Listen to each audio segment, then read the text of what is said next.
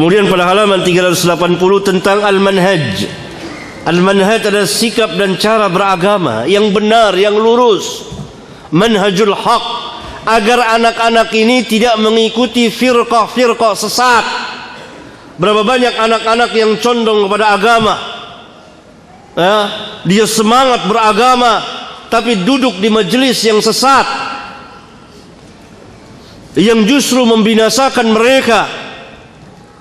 Lihat yang mengajarkan tentang jihad sana, jihad sini tanpa ilmu, ngebom sana, ngebom sini.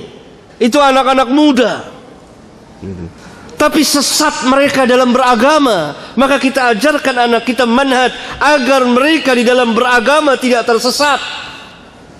Ada bom bunuh diri berapa banyak? Itu kan dilakukan oleh para pemuda. Bahkan ada yang usianya sangat muda sekali, belasan tahun. Atas nama apa? Atas nama agama.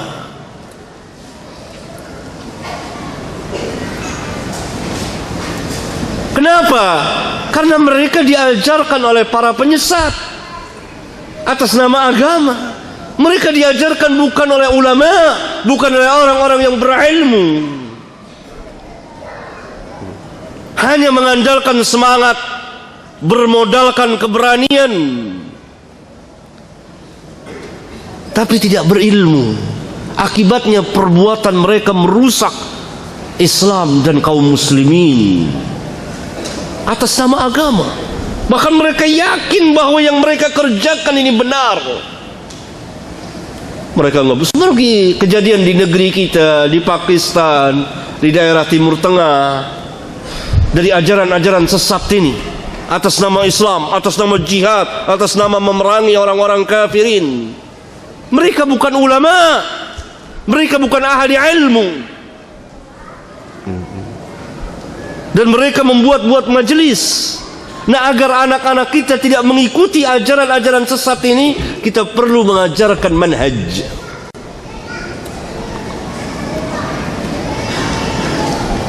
Saya telah menulis sebuah kitab tentang masalah manhaj, itu Law kana khairan lasabaquna ilaihi. Barangkali kalau memungkinkan kita bahas di masjid ini, kalau mungkin, insyaallah taala,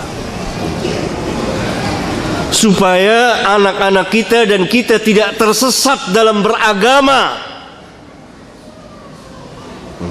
supaya lurus, supaya mengikuti sunnah Rasulullah sallallahu alaihi wasallam. Karena ajaran Islam adalah kemaslahatan untuk kemaslahatan umat manusia, memberikan kemaslahatan kepada umat manusia. Hatta orang-orang kafirin hidup di tengah-tengah kaum muslimin dijamin aman.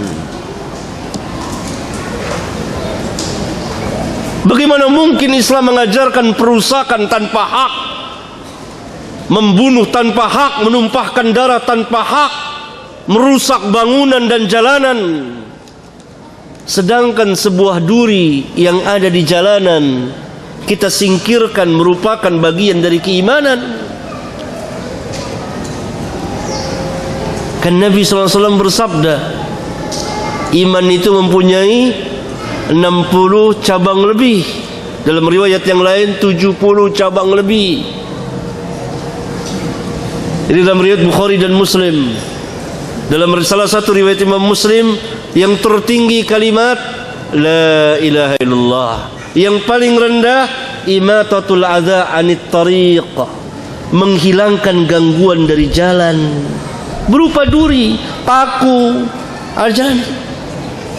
Lihat, bagaimana mungkin Islam mengajarkan perusakan kalau sebuah paku yang ada di jalan diperintah untuk kita singkirkan agar tidak terkena manusia yang jalan di jalanan tersebut.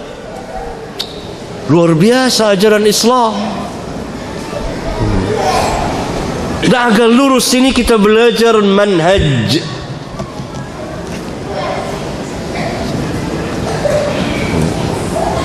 Agar tidak tersesat jalan. Karena ketika terjadi kebangkitan kembali kepada agama, berbagai manusia kembali kepada agama. Akhirnya sebagiannya tersesat di dalam memahami, kemudian mengamalkan, kemudian mendakwakan agama. Maka terjadilah apa yang telah terjadi pada sebagian dari kita. Disebabkan apa? Kesesatan di dalam memahami din. Atas nama apa? Atas nama Islam. Dan hal ini diambil kesempatan oleh musuh-musuh Islam untuk merusak Islam. Bahkan mungkin mereka menyamar jadi kaum muslimin.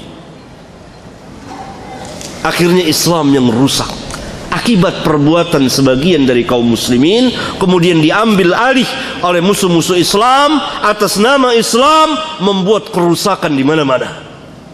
Karena telah diperbuat pertama kali oleh, atau telah diberikan contoh oleh sebagian kaum muslimin, atau dilakukan oleh sebagian kecil kaum muslimin.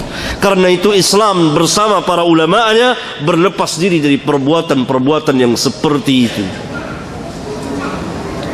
Nah, pemuda-pemuda ini belajar agama dari orang-orang yang tidak mengerti agama. Saya punya pengalaman tersendiri. Panjang cerita saya mengenai masalah ini. Pemuda-pemuda itu keras sekali. Mereka mengkafirkan sana, mengkafirkan sini, atas nama Islam, atas nama jihad. Semangat. Mereka sholat, mereka ahli ibadah, tapi bodoh. Semangat tapi jahil. Berani tapi tersesat jalannya. Belajar tetapi kepada orang-orang yang jahil, bukan ulama.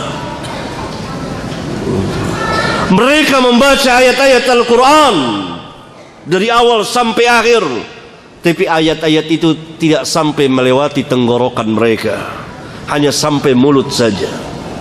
Mereka pahami sendiri.